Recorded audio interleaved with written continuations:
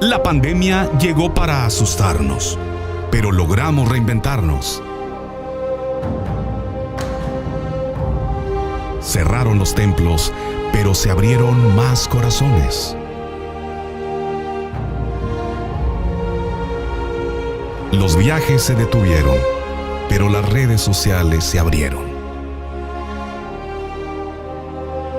La economía decreció, pero la fidelidad se fortaleció.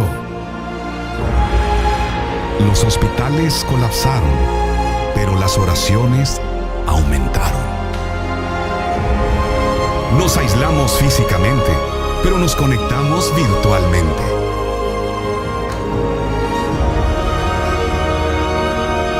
Y aunque hoy el mundo sigue asustado, debemos buscar, más que nunca, seguir conectados. Conectados con Jesús. Hola mis queridos amigos, ya estamos en la tercera noche. Han sido noches de bendición, noches de decisiones sabias en favor de Cristo. Antes de leer el texto bíblico de esta noche, vamos a inclinar el rostro para orar. Amado Padre que estás en los cielos, miles de personas en este momento reunidas en diferentes lugares, algunas de ellas solas en el cuarto, en la sala, en algún lugar ligado a la tecnología, están recibiendo tu palabra. Pero yo te suplico en este momento que tu Espíritu Santo se mueva a lo largo y a lo ancho del territorio de Texas y de otros lugares, preparando el corazón y la mente de las personas para que tu palabra esta noche produzca frutos para vida eterna. Si alguien en este momento está atravesando por dificultades, oh Señor, manifiesta tu poder en la vida de esa persona. A veces, mientras caminamos en el desierto de este mundo, llega un momento en que literalmente, humanamente, no tenemos salida. Miramos para todos los lados, no vemos una puerta abierta, no hay luz. Y a veces humanamente nos desesperamos. Pero Señor, qué bueno es saber que tú eres un Dios todopoderoso en quien podemos confiar. Un Dios que aunque pasemos por el valle del dolor, del sufrimiento, hasta el sufrimiento tiene sentido cuando tú estás a nuestro lado. Por eso, Señor, este momento extiende tu mano y toca la vida de las personas y bendícelas. En el nombre de Jesucristo. Amén. Muy bien, mis amigos queridos, el texto para esta noche. Esta noche voy a leer 3 textos diferentes. El primero está aquí en Filipenses, capítulo 4, versículo 4. Dice así: regocijaos en el Señor siempre. Otra vez digo, regocijaos. Piensa en las palabras de Pablo. Él dice, hermanos, regocijaos en el Señor siempre.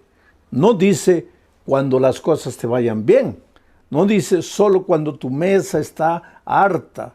No dice solo cuando tienes un buen empleo y ganas un buen sueldo. No dice cuando toda tu familia está en buen estado de salud. El apóstol Pablo dice, regocijaos en el Señor siempre, siempre, en todo tiempo, en las buenas y en las malas, en el día y en la noche, en el invierno y en el verano. Regocijaos en el Señor siempre. Ahora, tú puedes decir, bueno, eso es fácil decir, pero no es fácil vivir. Pero yo quisiera que tú sepas que cuando Pablo escribió la epístola a los filipenses, estaba preso, estaba en la prisión. ¿Y por qué? ¿Porque había hecho algo malo? Porque cuando una persona ha hecho algo malo y va a la cárcel, pues por lo menos le queda la resignación de que está ahí porque merece, está ahí porque hizo algo de malo. Pero en el caso de Pablo, ¿qué cosa mala había hecho? Yo te hago una pregunta en este momento. ¿Tú crees que Dios cuida a sus siervos? ¿Dios protege a sus siervos? ¿Los defiende del mal, sí o no? Claro que sí. Te hago otra pregunta. ¿Y tú crees que Pablo era un siervo de Dios? ¿Sí o no? Claro que sí. Entonces viene la tercera pregunta. ¿Y si Pablo era un siervo de Dios? ¿Y si Dios cuida siempre a sus siervos, por qué razón Pablo estaba preso? Él no había hecho nada de malo. ¿Sabes por qué él estaba preso? Por predicar el evangelio. Ahora, ¿Dios no debería cuidar a un siervo suyo que predique el evangelio? Sí, debería, desde la lógica humana, desde la perspectiva humana, sí. Al siervo de Dios que está cumpliendo su deber no debería pasarle nada de malo. Y sin embargo vinieron y lo prendieron y lo llevaron a la cárcel. Y ahora Pablo desde la prisión escribe a los filipenses. ¿Y qué les dice? Regocijaos en el Señor siempre. Y si leemos un poco más adelante, dice, regocijaos con cánticos y con himnos. Ahora, Pablo no estaba hablando una cosa teórica, una frase muy bonita de ser dicha, regocijaos en el Señor siempre, y que todo el mundo diga amén. No, no, no. Pablo estaba preso. Pablo estaba sufriendo, estaba pasando por el valle de la tribulación. Y él dice, regocijaos en el Señor siempre. Ahora tal vez tú me preguntes, pero ¿cómo es posible regocijarse en el Señor siempre? Está bien, en el momento de alegría, de felicidad, de abundancia, sí. Pero en el momento de tristeza, de dolor, de lágrimas, ¿cómo alguien se puede regocijar? Tú sabes que hay un desvío de conducta llamado masoquismo, que es la persona que busca el dolor y se alegra y se regocija con el dolor. Pero esto no tiene nada que ver con lo que Pablo está diciendo. Pablo dice, regocijaos en el Señor siempre, y él lo estaba haciendo en medio del dolor. Pero ¿cuál era su secreto? Voy a repetir el texto y vas a ver el secreto. Regocijaos en el Señor siempre, en el Señor. Si tú no estás conectado al Señor, ahí no hay manera de que te regocijes en medio del dolor y en medio de las dificultades. El secreto es en el Señor. Por eso el título de esta semana de predicaciones es conectados. ¿Conectados a quién? Conectados a Jesús, relacionados con Jesús. Entonces, cuando tú estás conectado a Jesús, cuando tú vives una vida de comunión con Jesucristo, ayer dijimos, vas a aprender a amar. Y hoy te digo, vas a aprender a regocijarte en medio del dolor, en medio de las dificultades, y la vida va a tener sentido para ti. No solo las cosas buenas, también las cosas tristes van a tener sentido para ti. ¿Sabes? El dolor, las dificultades, los momentos difíciles no nacen en la mente de Dios. Por favor, nunca pienses que estás sufriendo porque Dios te está castigando, que estás sufriendo porque Dios te mandó el dolor para hacerte pensar porque tú te estabas portando mal. No, nunca pienses así. Dios mismo dice, mira los pensamientos que tengo acerca de ti. Pensamientos de amor y no de odio. Pensamientos de bien, no de mal.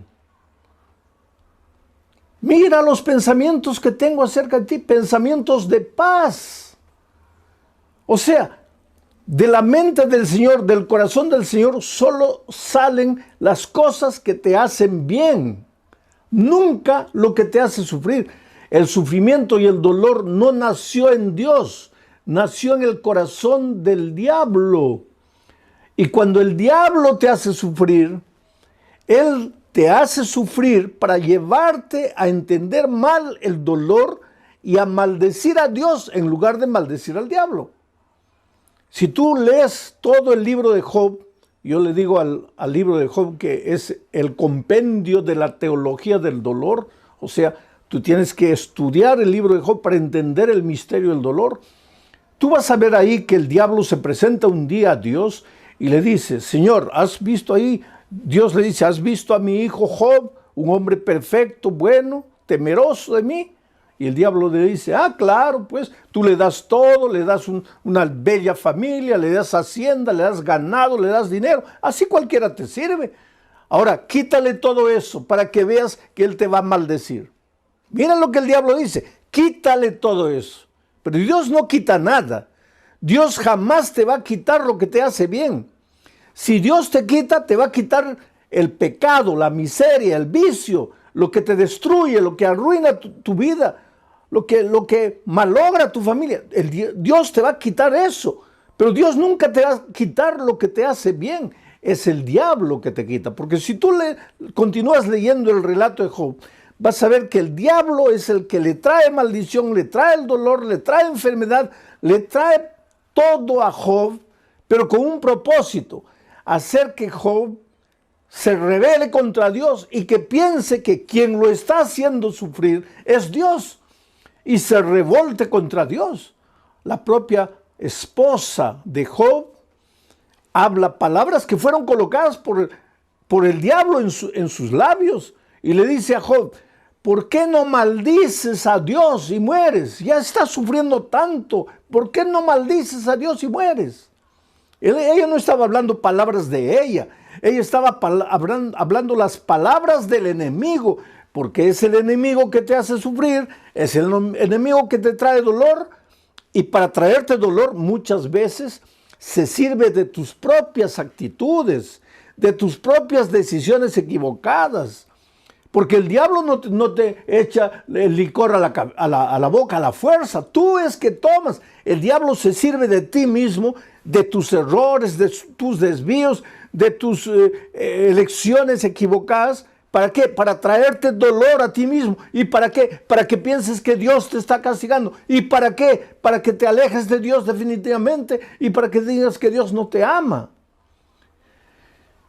¿Cómo podemos regocijarnos en medio del dolor? Primero, estar conectados al Señor. Pero, y en segundo lugar, déjame leer lo que dice aquí Juan capítulo 15, versículos 10 al 11. Mira, Jesús dijo estas palabras: si guardareis mis mandamientos, permaneceréis en mi amor.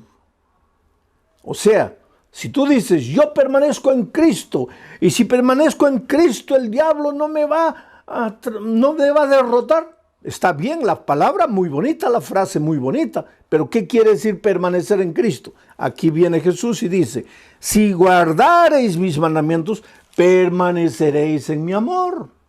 Si guardareis mis mandamientos, permaneceréis en mi amor. Así como yo, dice Jesús, he guardado los mandamientos de mi Padre y permanezco en su amor.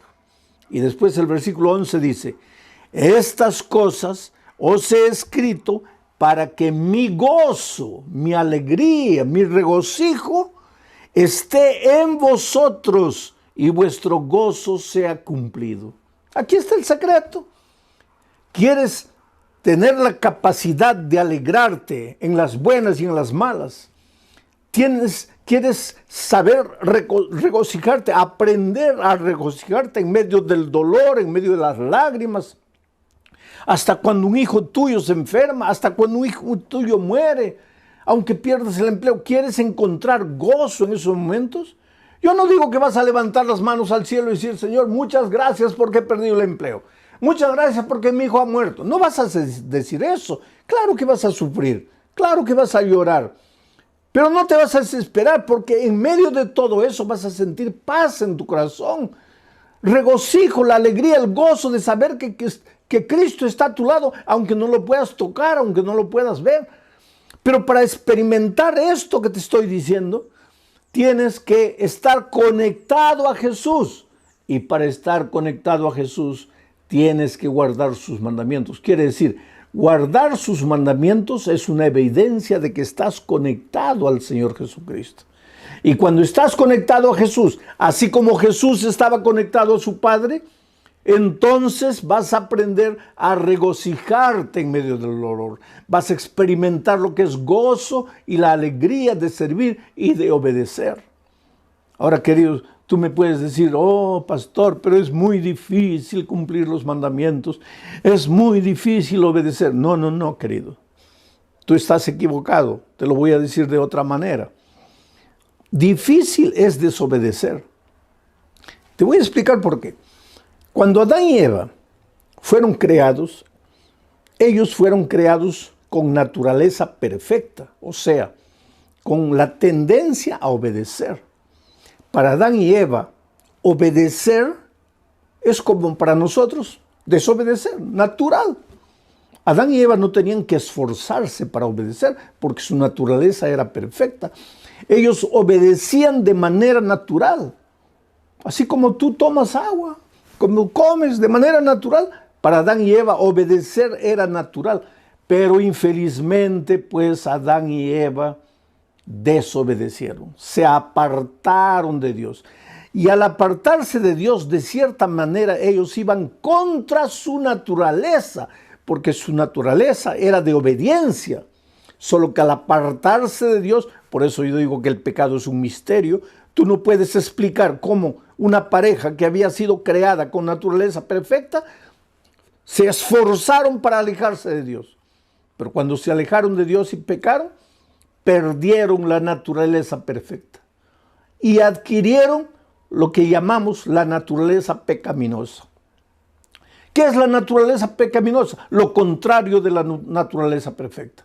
Con la naturaleza perfecta, para ellos era natural obedecer, fácil obedecer. Pero con la naturaleza pecaminosa, lo que es natural ya no es obedecer, es desobedecer. Es caminar como un caballito loco por los prados, no tener en cuenta a Dios para nada, no querer andar en sus caminos, no seguir sus consejos, no guardar sus mandamientos, hacer lo que tú quieres. Eso es natural al ser humano, porque desde que nacimos nosotros, después de Adán y Eva, todos vinimos al mundo ya trayendo la naturaleza pecaminosa. Ahora, desde pequeñitos, nuestra tendencia es andar solos, correr solos, tratar de resolver los problemas solos. Y ojalá que nos fuera bien. Lo peor es que nos va mal. Desde pequeños cometemos algún pecado, hacemos algo errado, tratamos de esconder, de que nadie nos descubra. Y solos tratamos de solucionar el problema y nos hundimos cada vez más y más. Yo me acuerdo que cuando mi hijo mayor era un nené de 1 año, tal vez, mi esposa había salido, me dejó al cuidado del muchachito. Yo estaba estudiando, pero vigilándolo. Y él andaba en la sala, agarraba una cosa, tenía varios juguetes ahí. Y yo estudiando, pero vigilándolo, vigilándolo. Y de repente él se acercó a un vaso de cristal. Tú sabes que el cristal vale bastante, un vaso de cristal es precioso. Este era un vaso, un florero de cristal, porque nos habían regalado en el día de nuestro matrimonio. Y yo le dije, mira hijito, juega de este lado, pero no te acerques ahí. Juega por aquí, no, deja ahí. Cuidado con ese florero.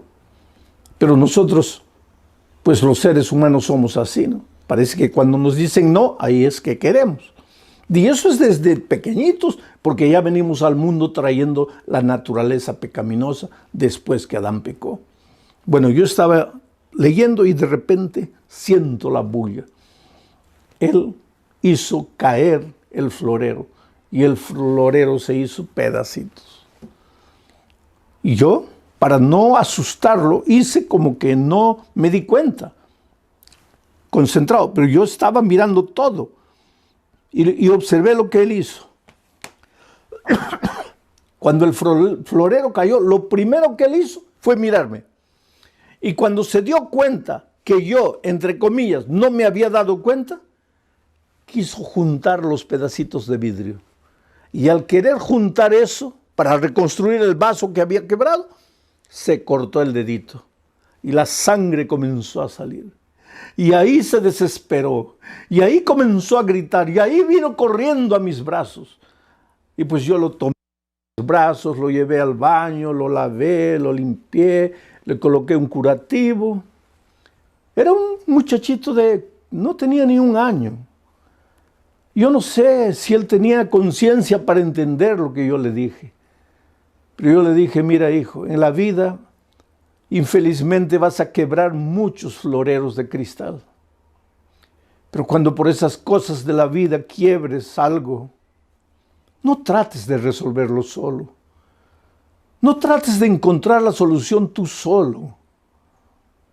Porque hay un Padre que siempre estará con los brazos abiertos esperándote.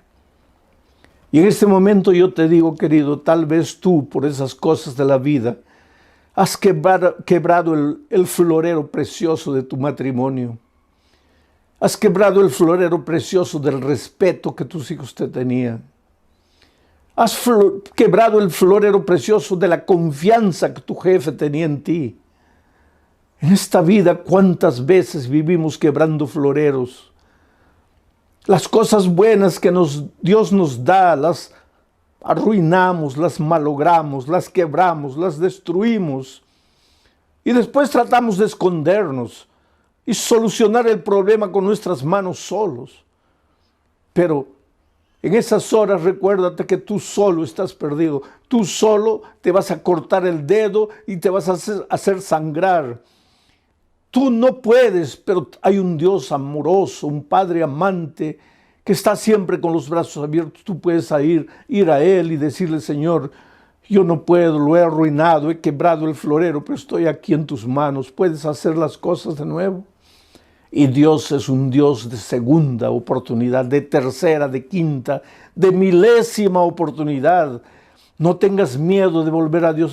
Pastor, pero yo ya me he ido tantas veces. Pastor, pero yo ya he prometido tantas veces y no puedo cumplir. No importa, hijo. Ven a Jesús una vez y otra. Jesús solo no puede hacer nada por ti cuando tú no vienes, porque Él no te puede forzar la voluntad, Él no puede hacer nada contra tu voluntad. Tú tienes que querer, tú tienes que decir sí. Por eso Juan dice: permanecer en mí es estar conectado a mí. Y la evidencia de estar conectado a mí es guardar mis mandamientos. Y el que guarda mis mandamientos, entonces en medio del dolor, en medio de la aflicción, va a aprender a sentir gozo. Es una pena que muchas veces cristianos que están con la Biblia abierta llegan a la conclusión de que los mandamientos ya pasaron, de que los mandamientos ya no son necesarios, de que Cristo, al morir en la cruz, acabó con los mandamientos. Oh querido, los mandamientos son eternos, porque Dios es eterno y los mandamientos son un reflejo del carácter de Dios. ¿Cómo puede alguien decir los mandamientos ya caducaron, ya acabaron? San Juan dice que el pecado es la transgresión de la ley. Ahora, si la ley ya no existe porque Cristo la clavó en la cruz, entonces el pecado tampoco existe, porque el pecado es la transgresión de la ley. Y si el pecado ya no existe, ¿de qué pecado la gracia nos va a salvar? Por eso a veces es una incoherencia decir: yo acepto la gracia pero rechazo la ley. Oh querido, la ley tiene un lugar que no, el papel de la ley, la función de la ley nunca fue salvar. Tú no quieras cumplir la ley para salvarte. Tú eres salvo únicamente por la gracia. Por eso Jesús dice: permaneced en mí. Permanece en mí. No dice permanece en la ley, dice permanece en mí.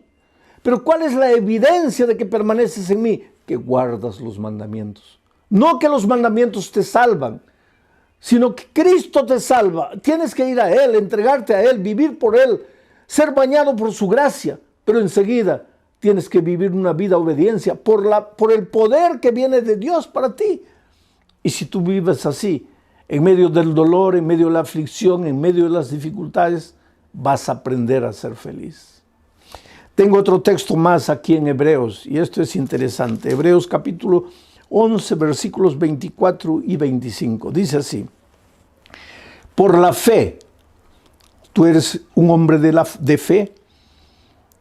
El otro día encontré un amigo que me dice: yo soy de la fe, tú eres de las obras.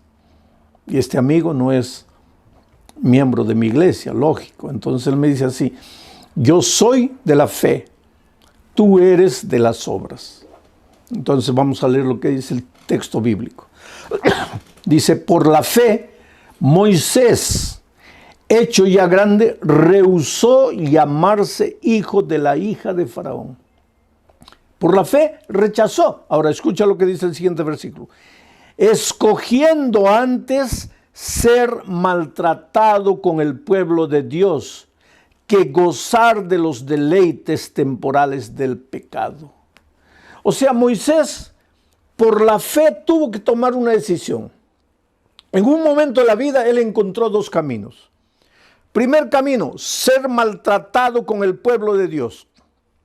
Camino de dolor, camino de rechazo, camino de sufrimiento, sí, porque cuando tú decides seguir a Jesús, tú vas a ver que hasta tus mejores amigos, hasta tus familiares más queridos, te van a volver las espaldas, te van a criticar, se van a burlar de ti. Muchos te van a abandonar. Yo conozco jóvenes que han sido expulsados de su casa porque aceptaron a Jesucristo. Yo conozco la historia de una niña que cayó en la prostitución, en la drogadicción, vivía una vida completamente perdida. Los padres sufrían porque sabían la vida que la hija perdía, pero no podían hacer nada para ayudarla, hasta que un día, en medio de la miseria que esa niña vivía, fue alcanzada por el Evangelio y aceptó a Jesucristo, y Jesús la salvó, y Jesús la lavó, y Jesús la restauró, y esa muchacha dejó de usar drogas, dejó de la vida promiscua que vivía, y cuando llegó diciembre decidió volver a la casa de sus padres para darles, según ella, el más grande regalo. Decirles: papá, ustedes, mamá, ustedes han llorado, han sufrido por mí, pero yo quiero decirles que ya no necesitan sufrir. Y eso es lo que pasó. Ella viajó a la casa de los padres y les dijo: papá, mamá, me he encontrado con Jesús, Jesús cambió mi vida, ya no uso más drogas, he abandonado esa vida. He venido aquí y quiero continuar estudiando. Y la madre la miró y le dijo: ¿qué cosa? ¿Has aceptado a Jesús? Sí. Esa expresión es de los protestantes. No me vas a decir que tú te has vuelto protestante. No me vas a decir que tú has negado la religión de tus padres, de tus abuelos, de tus bisabuelos. Y la niña llorando le dijo: mamá, yo no te estoy hablando de religión, yo te estoy hablando de la vida que yo vivía. Tú sabías la vida que yo vivía. Jesús me encontró, me perdonó, me restauró, me salvó. Yo te estoy hablando de mi vida. ¿Y sabes lo que la madre le dijo? Hija, yo te preferiría drogadicta, viviendo la vida perdida que vivías, que traicionando a tu iglesia y a la religión de tus padres. Y esa niña me escribió una carta. Y en esa carta ella lloraba y decía: oh pastor, yo pensé que mis padres se iban a alegrar, mas ellos se pusieron tristes porque acepté a Jesucristo. Pues Moisés en un momento de su vida tuvo que escoger entre esos dos caminos: el camino del sufrimiento, del rechazo, del dolor por aceptar a Jesús, o el camino de la alegría de este mundo, el placer de este mundo, el placer del pecado. Y por la fe, Moisés escogió seguir a Jesús, aunque eso implicase dolor circunstancial, pero él había aprendido también a regocijarse en medio del dolor por causa de Cristo. Prefería eso que el gozo que el mundo da, el gozo que el pecado te da. Porque ¿qué pasa? ¿Qué cosa es el gozo de este mundo? Una noche de fiesta, de borrachera, con una mujer, con otra mujer, y al día siguiente te duele la cabeza, la conciencia te pasa, te sientes culpable. ¿Qué gozo es ese? El Señor Jesucristo te llama de ese terreno y te lleva al terreno que te conduce a la vida eterna, al camino que te conduce a la vida eterna. Por eso la Biblia dice: hoy es el día de buena nueva, hoy es el día de salvación. Oh querido, Dios te ama. Dios tiene un plan maravilloso para tu vida, y ese plan no es que tú estés malgastando tu juventud, malgastando los mejores años de tu vida en la miseria, en el pecado, en el dolor. No, yo sé que el pecado te proporciona un gozo pasajero, temporal, pero el Señor Jesucristo te ofrece la vida eterna. Y otra cosa, no es solo la vida eterna en el cielo, porque el otro día alguien me dice: pastor, yo prefiero gozar, disfrutar en este mundo, porque eso de la vida eterna, yo no sé si llegará o no llegará. Pero es que Jesús no solo te ofrece el gozo y alegría en la vida eterna, sino que cuando tú aceptas a Jesucristo en esta tierra, tu vida cambia, tu hogar se vuelve más feliz. Lo que tus manos consiguen trabajando, el poco dinero que recibes se multiplica porque ahora es un dinero bendito. Tu salud mejora porque al dejar de fumar, al dejar de beber, al dejar de las drogas, al dejar de trasnochar noches enteras, tu salud mejora. O sea, el cielo, de cierta manera, para los hijos de Dios ya empieza en esta tierra. No tienes que esperar solamente la vida eterna. Y claro que cuando Cristo venga, pues tendrás la vida eterna para disfrutar las maravillas con el Señor Jesucristo. Algunos piensan, ¿y qué haremos en el cielo? Si ya no habrá trabajo, no habrá nada. ¿Quién te ha dicho que no habrá trabajo? El trabajo, querido, existió antes del pecado. Antes que Adán y Eva pecasen, Dios ya les dio el trabajo. Pero el trabajo no tenía el elemento cansador, el elemento de maldición que adquirió después del pecado. Por lo tanto, en el cielo continuaremos trabajando, continuaremos disfrutando de las maravillas de Dios, estudiando el bendito tema de la salvación, analizando el caso de amor de Dios, visitaremos otros planetas. Quiere decir, el gozo que Dios tiene preparado para ti no está escrito. Es cosa que ojo no vio, oído no oyó, ni ha subido en el pensamiento del hombre. Por tanto, yo te suplico en el nombre de Jesucristo, deja tus preconceptos, deja los senderos del pecado. Arrepiéntete. Arrepentirse quiere decir sentir dolor por la manera como has vivido y caer a los pies de Jesucristo y decirle, Señor, no quiero continuar viviendo de esa manera, me entrego a ti. Me rindo a ti, y entonces el Señor te toma en tus brazos y hace maravillas en tu vida. Yo tengo en mis manos la historia de Janet Pineda, una señora que hace 3 años comenzó a estudiar la Biblia. Y cuando tú empiezas a estudiar la Biblia, lógicamente que el Espíritu de Dios empieza a hablarte. En cada versículo, en cada estudio, Dios te habla. Y ella sintió la voz de Dios diciéndole, hija, mira, ya llegó el momento, entrégate, bautízate. Pero ella fue endureciendo su corazón. ¿Por qué? Porque tenía agarrado afuera muchas cosas que ella debería abandonar. Porque tú no puedes servir a 2 señores. Tú, cuando te entregas a Jesús, tienes que romper con los caminos del mal definitivamente. Ah, pastor, pero yo no tengo fuerzas. Tú no tienes, pero el Señor Jesús sí te va a dar las fuerzas. Porque cuando estás conectado a Jesús, viene la fuerza de Jesús y pasa para ti. Y ella recibió una invitación y otra invitación para bautizarse. Ella decía, no quiero compromiso. Me gusta la palabra, me gusta el evangelio, pero no quiero bautizarme.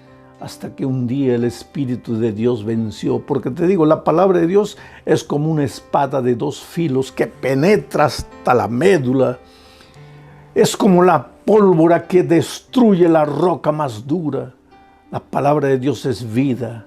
Si tú sigues estudiando la palabra, si tú no cierras la Biblia y sigues escuchando la voz de Dios, llega un momento en que tú no le puedes decir más no al Espíritu de Dios. Y Janet se entregó al Señor Jesús. Y ahora el mes de septiembre ella se bautizó. Y tú puedes ver en este momento en la pantalla la fotografía de ella. Y si miras su rostro vas a ver el brillo de sus ojos, la alegría de una mujer que ha nacido de nuevo en Cristo. Esa alegría de Janet también puede ser la tuya. No importa cómo estás viviendo. Yo te pregunto, ¿hace cuánto tiempo tú le estás diciendo no al Señor Jesucristo? ¿Hasta cuándo le vas a decir no? ¿Qué estás esperando? Vuelvo a repetirte, estamos viviendo en los últimos momentos de la historia de este mundo. Ya no hay tiempo para postergar, ya no hay tiempo para decir no. Hoy es el día de buena nueva, hoy es el día de salvación. Sabes que en este momento, mientras tú estás escuchando la palabra de Dios, hay alguien orando por ti en su corazón. Alguien que te ama, alguien que ha estado estudiando la palabra de Dios contigo. Alguien que esperaba que en algún momento tú le dijeras sí a Jesús. Y en este momento los ángeles del cielo están cantando gloria y aleluya. Están mirando al cielo, esperando para ver cuál va a ser tu decisión.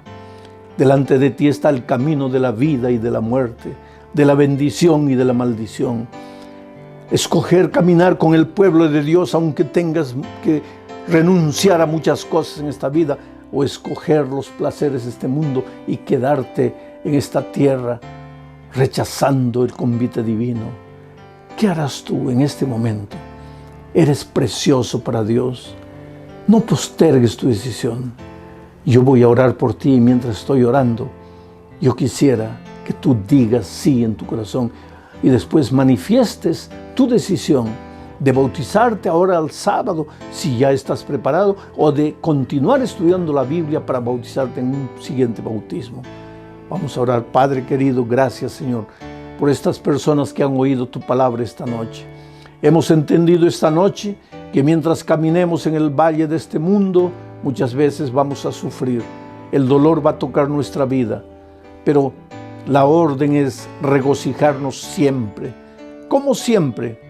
Sí, porque cuando estamos en Jesús, cuando estamos conectados a Él, y una evidencia de que estamos conectados a Él es que guardamos sus mandamientos. Cuando estamos conectados a Él, entonces estamos en su amor, y el regocijo y el gozo de Jesús pasa a nosotros. Y es posible mirar con optimismo hacia el futuro, a pesar de las dificultades. Si algún hermano, algún amigo está pasando por momentos difíciles, Señor, si está sin empleo, tú ayúdale a encontrar empleo.